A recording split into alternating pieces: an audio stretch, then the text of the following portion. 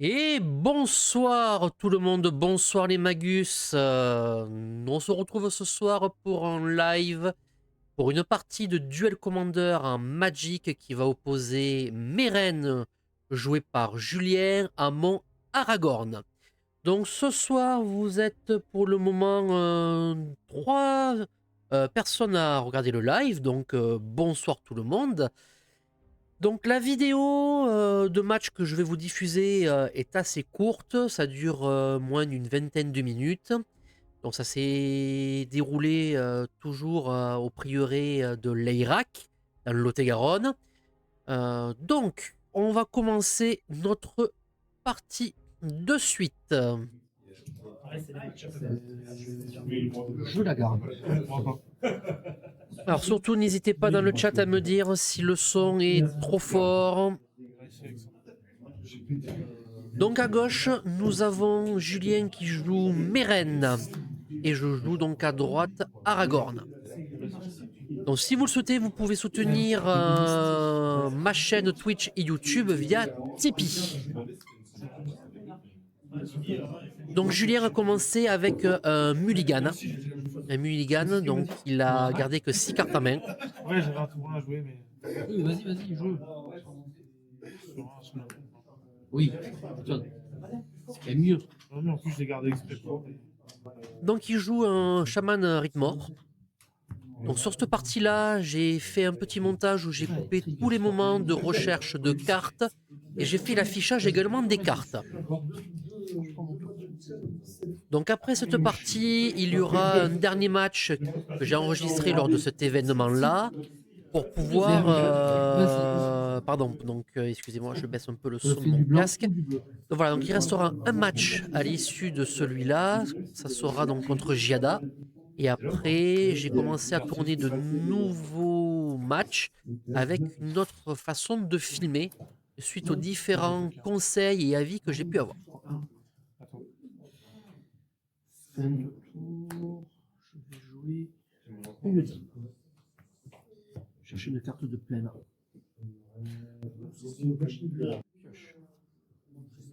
N'hésitez pas à dire dans le chat voilà, si au niveau du son ou de l'image, si c'est bon ou pas.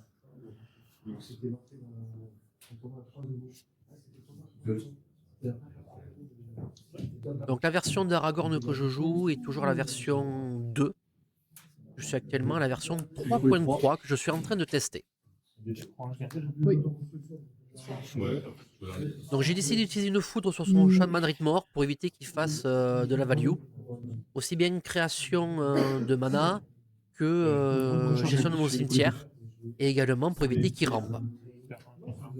Donc là je joue le piétineur pour son coup d'éphémère pour pouvoir gérer sa créature.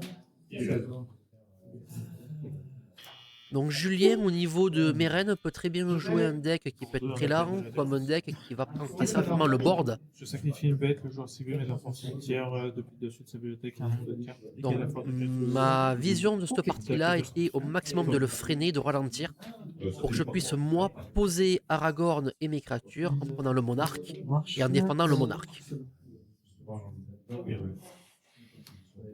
Blanc bleu, un pipet. Vas-y.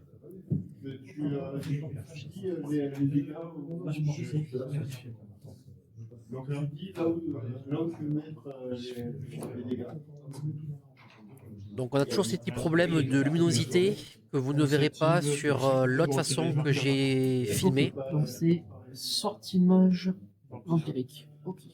Vampire, pardon. Fin de tour.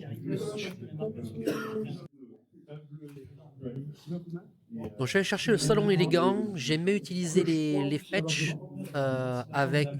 sur les Surveilland qui me permet de pouvoir filtrer mon deck et savoir à la première carte sur ma bibliothèque si je dois la garder ou si je dois la mettre au cimetière.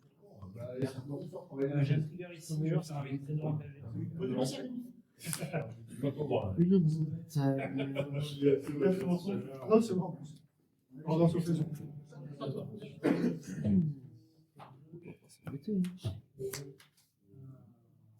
je vais jouer Aragorn. Voilà, donc, je tente de jouer Aragorn. Et je vais aussi faire une courte pêche en arc. Vas-y. Il me reste un mana d'étape. En main, j'ai ce qu'il faut. J'espère de prendre aussi. Je Donc vais il faire un tente blaze. Je vais me renvoyer de pouvoir me détruire ma créature. 40 pipe. Et j'avais en main un Daze. Ah, d'accord, c'est pas les mêmes. Et donc je me renvoie un terrain d'île de base dans la main. De type de base. Pioche.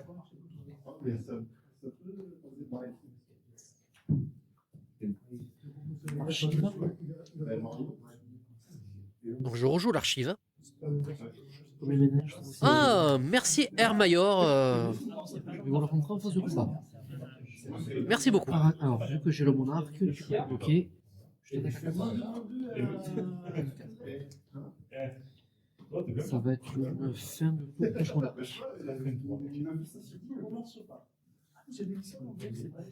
Comment ça, Gilles va voir que j'ai triché? Pourquoi je vais vouloir lancer pour le match? Ah ouais, vraiment. J'adapte pas. T'as bien la vraiment. Oui. Un blanc, un bleu, et l'autre on s'en fout. C'est spell queller. Je vais t'exiler ton sort de côté de 4 ou moins, et tu peux lancer gratuitement si spell queller qui te change de bataille. Oula, qu'il est. Oh, je l'ai pas du tout vu. Pourtant, tu vois, j'ai monté la vidéo et j'en ai même pas fait attention pour te dire à quel point j'ai fait ça de façon tout à fait intentionnelle. Je vais rentrer en phase de combat.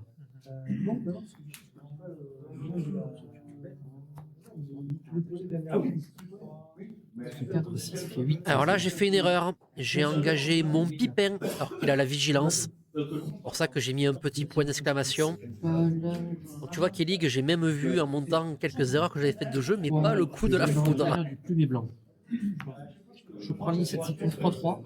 Je prends l'initiative. Au début de ton entretien, je vais pouvoir dégager une créature que je contrôle. Et si j'arrive dans le donjon, je dégage toutes mes créatures à la place. Donc l'aventurier du plumet blanc, honnêtement, c'est une carte qui est très très intéressante à jouer, qui est très forte dès que vous jouez du blanc. C'est une carte qui peut vous donner un sacré avantage. À vous après de défendre votre initiative. Je vais dégager cette créature. Et donc avec l'effet de l'aventure plume blanc, je dégage mon Pipin alors qu'il avait la vigilance. Donc la Grenouille à Sport, c'est une carte qui est assez forte dans le pack que joue Julien pour son Mérène. Une réponse. Donc c'est une carte pour moi qui va venir polarité. vite me bloquer. Je vais choisir paire, c'est une pile ou face. Si je gagne, Alors, je perds le contrôle du sort. l'interversion Si je de gagne, polarité, je honnêtement, pour moi, c'est une carte qui a été écrite par un stagiaire. C'est une carte pour 3 qui est complètement abusée. Donc, au vu de la première manche, c'est Julien Vion oui, en face, tout à fait, Kellig. C'est Julien qui le joue. Au vu du fait que je tiens le champ de bataille et que j'ai toujours des réponses et des contres en main, Julien a décidé d'abandonner la première manche. Alors j'ai eu un souci d'enregistrement du son juste après donc le début de cette deuxième manche. Donc j'espère que c'est quand même assez compréhensible au niveau de la voix.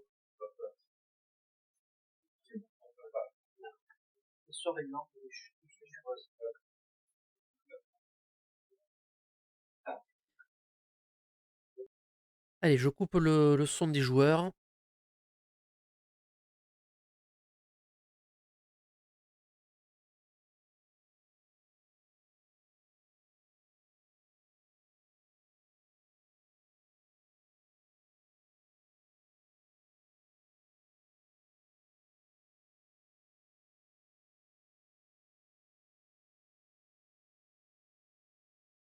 Donc je joue...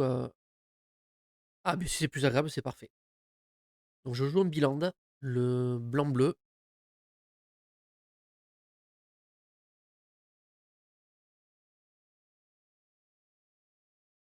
De son côté, il a claqué un passage merveilleux. Et moi, je joue un True Nemesis. Donc, quand vous jouez cette carte, les joueurs de bleu, ou quand vous affrontez un joueur bleu qui le joue, il est hyper important que le contrôleur vous désigne bien l'adversaire comme effet de la carte de True Name. Sinon, ça ne fonctionne pas. Elle a un petit sur la porte du côté de Julien. Il me repose sa grenouille à sport. Et cette fois-ci, je n'ai rien pour la gérer. Mais c'est pas grave. En main, j'ai des trucs assez intéressants.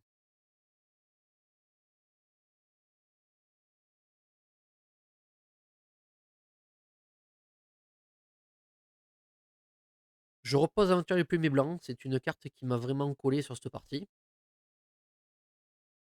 Donc je prends l'initiative et son premier effet, c'est que je vais aller récupérer une carte de terrain de base. Donc je vais lui révéler.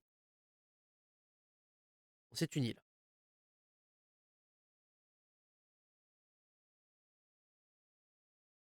Et je n'ai pas landé, donc je la lande immédiatement.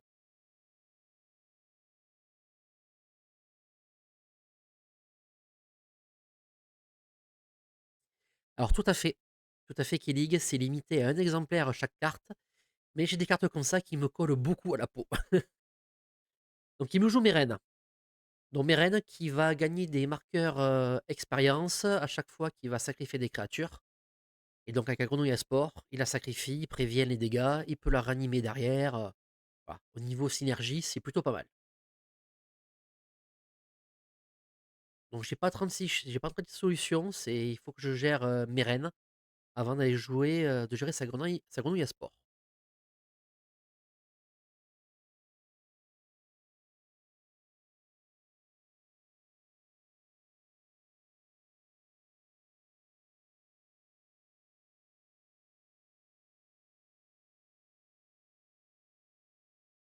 Donc je pose un terrain bleu-rouge qui arrive engagé.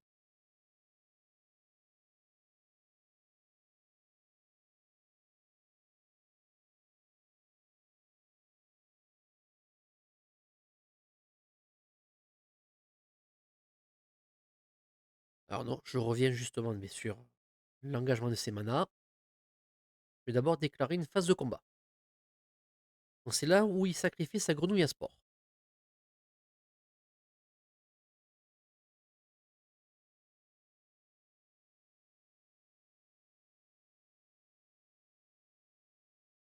Je rengage mon bleu et mon blanc parce que je joue Dénic.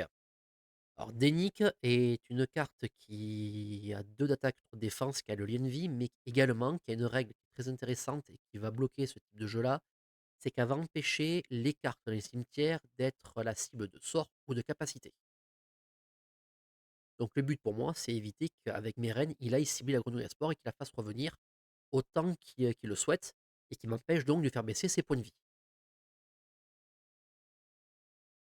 Et lors de cette partie, j'ai eu un désaccord sur un point de règle.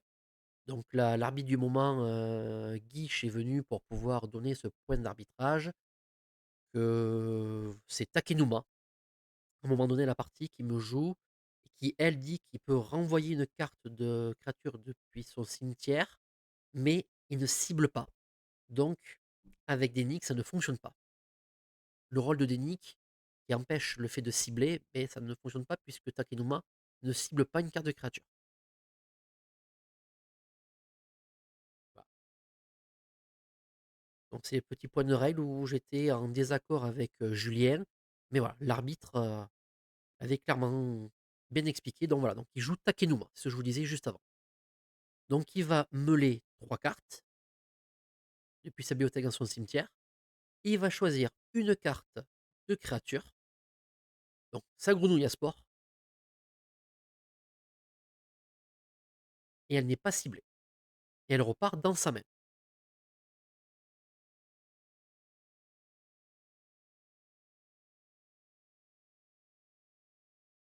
Une petite housse. Donc pour un vert, elle permet de pouvoir exiler des cartes depuis le cimetière. Et elle peut également gonfler, gagner des marqueurs +1/+1.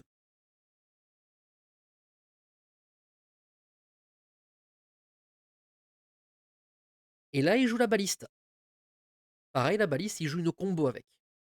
Donc je décide de lancer un counter spell pour éviter qu'il fasse un combo et qu'il me tue à la baliste. Et c'est là où la partie se joue, puisqu'il n'a pas reposé sa grenouille à sport. Et on s'en est aperçu, enfin, il s'en est aperçu après. Je lui ai proposé de faire un retour en arrière. Il n'a pas souhaité faire de retour en arrière. Et donc pour lui, voilà, ça se joue là.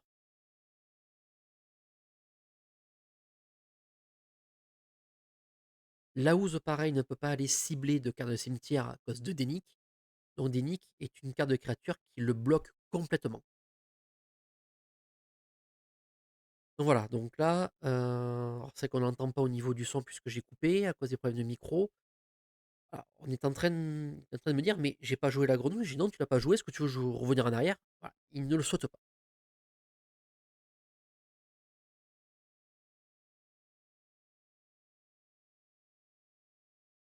Donc moi, j'avance toujours dans le cimetière, enfin dans le souterrain, et je lui colle 5. Voilà, donc je vous cache pas que je suis à 18, il est à 13. J'ai 3 bêtes sur la table qui tiennent bien. Surtout avec Dénic, il est très bien en réserve. J'ai l'initiative. À mana, j'ai ce qu'il faut. Donc là, je pose le cercle des barbares. Et donc, je vais engager un rouge pour pouvoir faire l'effet du cercle des barbares. Donc, je vais pouvoir faire donc 2 rouges. Et à chaque fois que je vais utiliser un de ces rouges du cercle des barbares, ça va pouvoir me donner la célérité à la créature qui est lancée. Donc, j'ai Aragorn qui arrive sur le champ de bataille avec célérité. Je gagne le monarque. Il ne peut pas bloquer parce que j'ai le monarque. Et je suis létal.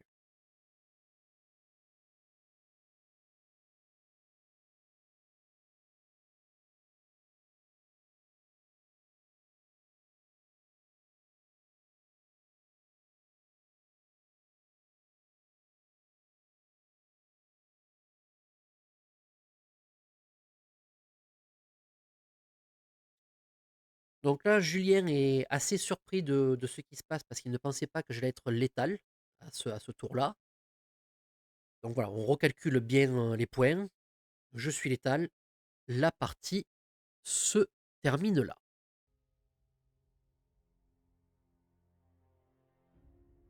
Donc voilà un petit peu ce qui s'est passé sur cette manche. Donc une partie qui a duré 22 minutes au total. 16 minutes et des brouettes qui vous étaient présentées là. Donc voilà, Julien a un pack Meren qui est très fort, qui part très vite en combo, qui a de sacrées synergies. C'est un pack qui n'est pas toujours évident, surtout qu'il a une grosse interaction avec le cimetière et il prévient ses dégâts. Merci Killig pour le petit complément, juste le petit problème de son niveau des joueurs, qui j'espère ne fera pas la même chose pour la partie contre Giada. Donc juste pour revenir sur cette partie, voilà, Julien a un pack qui est très dur. Et si on n'a pas de gestion de Meren ou si on n'a pas de gestion de son cimetière, il peut très très vite dérouler et devenir ingérable. Les deux autres parties que j'ai fait avant, contre Jirina Koudro joué par Guiche et contre Mathieu qui jouait son mono vert Galta, ça a été très compliqué pour moi. Ou contre Jirina, c'est moi qui ai pris la grêle. Contre Galta, ça a été plutôt équilibré, sauf que j'ai fait 2 erreurs de jeu qui me coûtent. Là, sur cette partie, chez mon deck, il a parfaitement fait son job. J'avais toujours la bonne réponse au bon moment.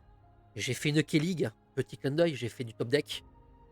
Voilà, j'ai été vraiment bien. Et quand Aragorn sort et qui fait son taf, c'est un jeu qui est très plaisant, mais comme tout deck, vous allez piloter. Oui, je te confirme. Alors, il n'y a pas que le son qui est notre ennemi aussi. Je pense qu'il y a aussi l'éclairage. Ou un mauvais éclairage, ça fait des cartes qui brillent. Alors, comme dirait Gilles, quand les cartes brillent, c'est que c'est du super foil. Donc voilà, entre le son et, et l'image, c'est pas toujours évident de bien capter le bon son et le bon image au bon moment.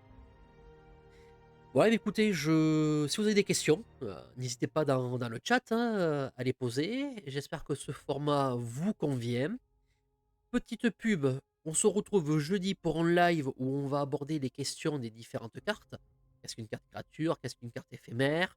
On va voir également les couleurs de Magic. On va parler que des couleurs seules, donc le blanc, l'incolore, le rouge et ainsi de suite. Et tout ce qui est combinaison de couleurs, on le verra sur un prochain live. Lundi prochain, on verra le dernier match de ce tournoi-là qu'avait lu à l'Airac au Prieuré, où je joue contre Giada, un mono blanc joué par Florent qui joue autour des anges. Et après, nous aurons une autre présentation des matchs où, quand moi je joue, vous verrez donc ma main et mon champ de bataille. Et la version de 3 quarts que je vous ai présentée là ne sera conservée que pour les parties où moi je ne joue pas.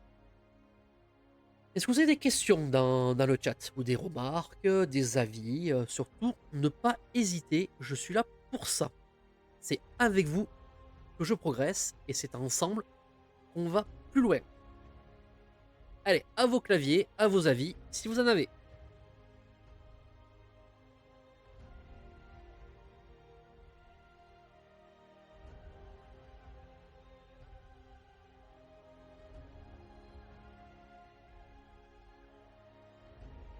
Bon, je pense que pas d'avis, donc hop. Ben, je vous propose qu'on stoppe là le live. Ah, la marque de mon micro. Pourquoi? Tu trouves que le micro est pas bon ou même trop bon? Mon micro, c'est pas compliqué, c'est un truc que j'ai acheté sur AliExpress. C'est la marque Zial Sound.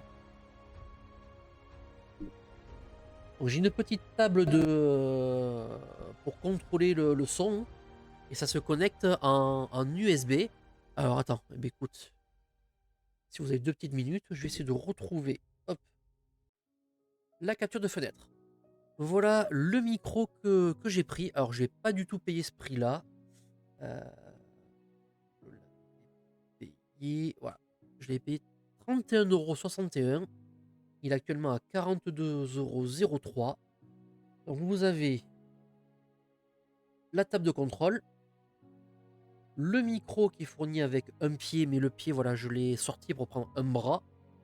Le micro, il ressemble à ceci. Ça, c'est la petite pub pour dire que c'est un quad-core cheap professionnel, hein.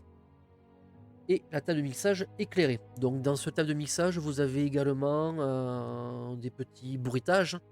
Sauf que ces bruitages, je n'utilise pas. Je l'ai fait une fois et je me suis fait bannir une vidéo sur YouTube pour droit d'auteur de musique.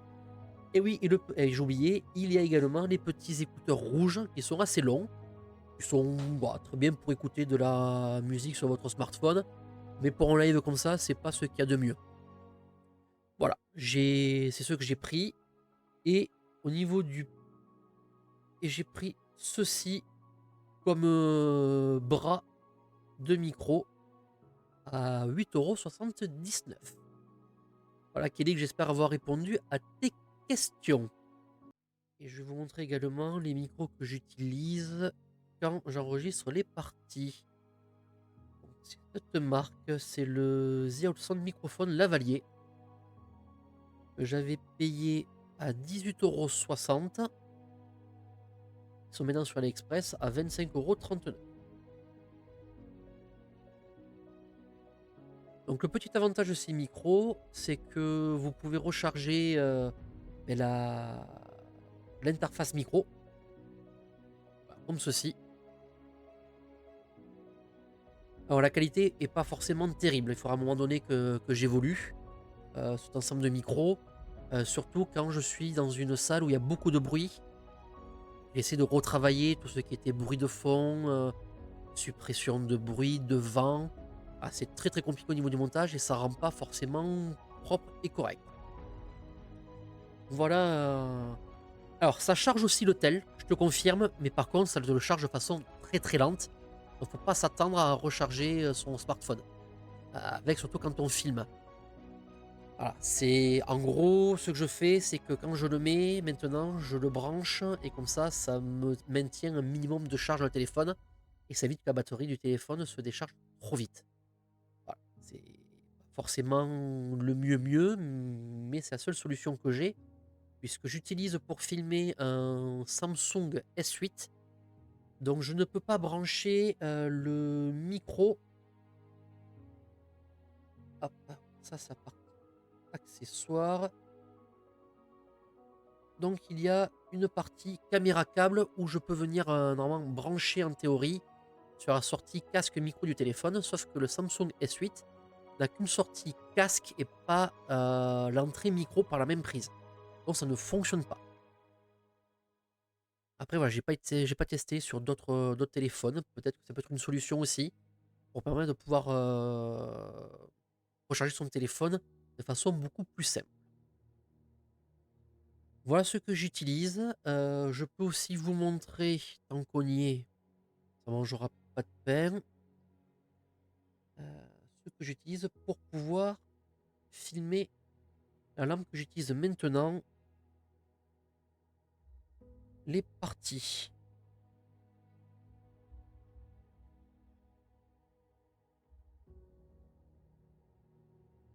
Alors moi, ça ne marche pas. Ça ne me l'accepte pas. J'ai déjà essayé sur le S8 et quand je regarde sur les avis du S8, ça n'est pas pris en charge. Ça le prend la sortie commune et l'entrée commune sur les générations futures, mais pas sur le S8. Donc voilà, donc moi j'ai commandé ce petit panneau lumineux.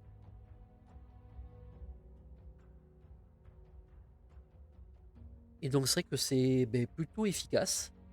Et donc le panneau en lui-même m'a coûté 11,39 €. Et il est vendu maintenant à 21,59 €. Donc j'utilise ça. J'ai pris 2 trépieds chez Action de la marque Lab 31. Et ça fait parfaitement le taf. C'est léger, c'est plutôt efficace. Voilà, le but c'est maintenant à la maison, j'ai un studio fixe et les trépieds et donc cette petite lampe que je vous montre là et mon Samsung S8 pour filmer sont vraiment pour me déplacer. Je mets tout dans une sacoche type sacoche outillage que j'ai pris là où travaille Kellig. Je ne dirai pas le nom pour pas me faire bloquer la vidéo en replay sur YouTube. Voilà. Donc tout est. J'utilise des boîtes de bundle où je range le téléphone, les câbles. Tout est rangé dans ma caisse à outils, mes 2 trépieds et en avant pour aller filmer. Eh bien écoutez, j'espère que ce petit live vous aura plu. Et je vous propose donc qu'on stoppe là le live, à moins que vous ayez d'autres interventions ou d'autres remarques à, à m'écrire. Et je vous laisse quelques secondes. Merci, merci Kellig d'être venu. Merci Airmayor aussi également. Et merci aux autres qui ont assisté à cette petite partie, à ce petit live. Donc on se donne rendez-vous jeudi pour parler des différentes types de cartes. Vidéo à destination surtout des personnes qui ne connaissent pas le format, qui ne connaissent pas le jeu de cartes Magic, mais également, pourquoi pas, que des personnes expérimentées, habituées, viennent pour pouvoir donner leur avis jeudi 21 h. Eh bien écoutez, je tiens à vous souhaiter une excellente soirée ou une excellente journée pour ceux qui regarderont en replay sur YouTube. Merci beaucoup de me suivre. Vous pouvez me soutenir sur Tipeee. D'ailleurs, je remercie Kid47 qui est le premier tipeur à me soutenir. Merci beaucoup. Et pour clôturer, je vous dirai, n'oubliez pas, vivez votre passion. Allez, ciao ciao!